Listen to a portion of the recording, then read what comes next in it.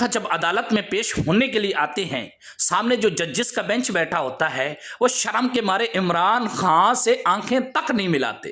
اسی لیے نہیں ملاتے کہ ہم اس شخص کو، جو دنیا کا قیمتی شخص ہے، جو اسلام کا قیمتی شخص ہے، جو پاکستان کا مخلص ترین انسان ہے، اس کو ہم نے بے گناہ قید میں رکھا ہوا ہے۔ عمران خان کو پتہ ہے، ان ججز کو بھی پتہ ہے، ہم نجائز کر رہے ہیں، ہم ان کے اوپر جھوٹے مقدمے کر رہے ہیں، ہم اس کے اوپر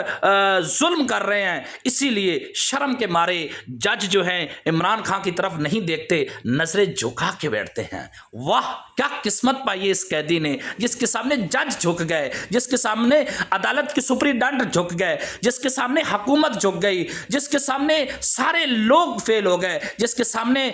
ڈالر جو ہے وہ جھک گئے۔ عمران خان نے کوئی کمپرومائز نہیں کیا اس عوام کے لیے۔ محبت اس ایسے کہتے ہیں جیسے عمران خان نے پاکستانی عوام سے محبت کی۔